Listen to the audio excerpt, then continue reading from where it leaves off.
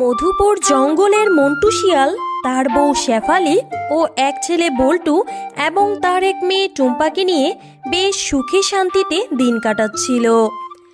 একদিন মন্টু শিয়াল তার বউ শেফালিকে নিয়ে জঙ্গলে শিকার ধরতে চলে যায়। মন্টু শিয়ালের ছেলে বল্টু ও তার বোন টুম্পাকে নিয়ে গুহার সামনে খেলা করছিল।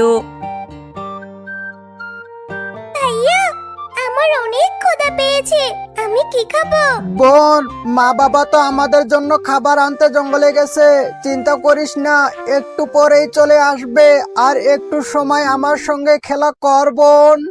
না ভাইয়া, আমি এখনই খাবো, আমাকে বাবা মায়ের কাছে নিয়ে চলো। বোন, এখন আমি বাবা মাকে কোথায় খুঁজবো? বাবা মা কোথায় শিকার ধরতে গেছে আমি কি জানি? না ভাইয়া, আমি কিচ্ছু শুনতে চাই না, আমাকে নিয়ে চলো বাবা মায়ের কাছে। বল্টু আর কোনো উপায় না পেয়ে তার বোন টুম্পাকে নিয়ে তাদের বাবা মায়ের খোঁজে বেরিয়ে পড়ে। ভাইয়া, অনেক দূর তো আসলাম, বাবা মাকে তো দেখতে পাচ্ছি না। তোকে তো আমি বললাম বাবা মা কোথায় গেছে সেটা আমি জানি না, তুই তো সেটা বুঝতেই চাইলি না। এত বড় জঙ্গলে এদেরকে কোথায় খুঁজে পাবো বল? চল বোন, আমরা এখন গুহায় ফিরে যাই। এতক্ষণে বাবা মা হয়তো গুহায় ফিরে এসেছে, আর মনে হয় আমাদেরকে খোঁজ করেছে। চল বোন। ঠিক আছে ভাইয়া, চলো। এরপর বল্টু তার বোন টুম্পাকে নিয়ে তাদের গুহার সামনে ফিরে আসলো। কিন্তু গুহায় এসে তারা অনেক অবাক হয়ে গেল। কে জানি তাদের বাবা মাকে খুন করে চলে গেছে। ভাইয়া, বাবা মা রক্তাক্ত হয়ে এইভাবে পড়ে আছে কেন? কি হয়েছে বাবা মার? বাবা মা কথা বলছে না কেন? বাবা মা, কথা বলো তোমরা। ও মা, কথা বলো, তোমরা কথা বলো আমার সঙ্গে।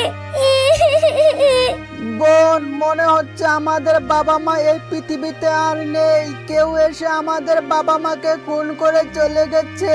ওরা আর কোনোদিন কথা বলবে না। এখন আমাদের কি হবে? কে আমাদেরকে দেখাশোনা করবে? কে আমাদেরকে শিকার ধরে খাওয়াবে? টুম্পা আর বল্টুর কান্না দেখে এক টুনি পাখি গাছ থেকে নিচে নেমে আসলো।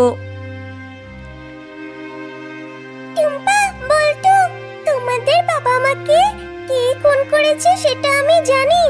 এই জঙ্গলে দুষ্টু বাঘটা আছে না, সে তোমার বাবা মাকে খুন করেছে। তোমাদের বাবা মা তোমাদের জন্য অনেকগুলো শিকার ধরে এনেছিল, কিন্তু ওই পাজি বাঘ তোমাদের বাবা মাকে খুন করে সমস্ত শিকারগুলো নিয়ে চলে যায়। আমি ওই গাছের ডাল থেকে সব দেখেছি।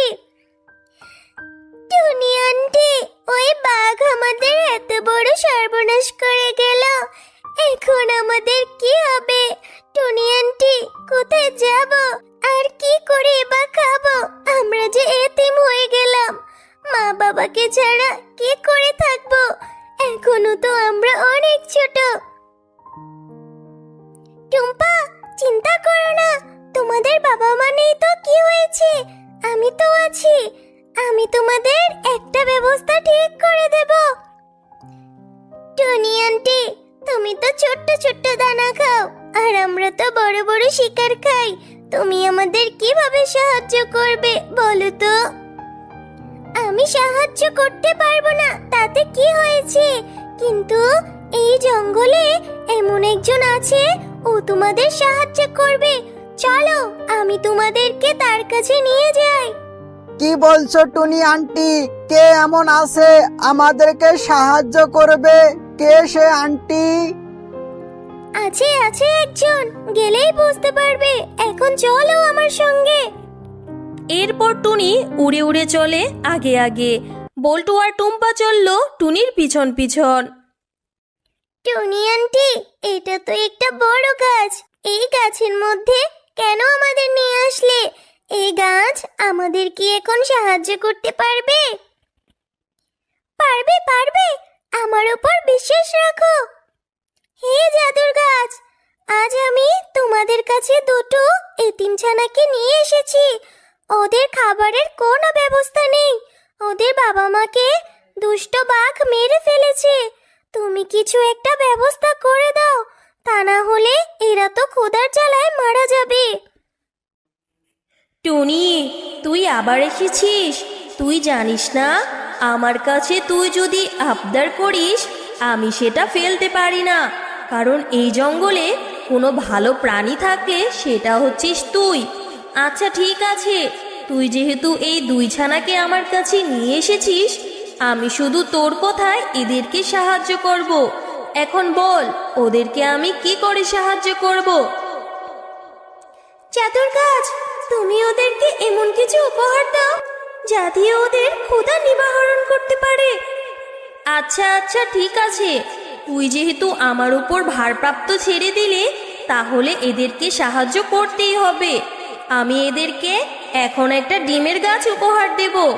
এই ডিমের গাছটাতে অনেক ডিম ধরবে, আর কিছুদিনের মধ্যেই ওই ডিমগুলো গাছে ফুটে তাতে মুরগি ধরবে। শিয়ালদের যেহেতু মুরগি প্রিয় খাবার, তখন ওই গাছ থেকেই মুরগি ছিঁড়ে ছিঁড়ে খেতে পারবে। জাদুর গাছ, তুমি আমাদের অনেক উপকার করলে। তুমি যদি আমাদের ডিমের গাছটা দাও, সেই ডিমগুলো ফুটে যদি মুরগি হয়, তাহলে আমাদের কোনো অসুবিধা হবে না।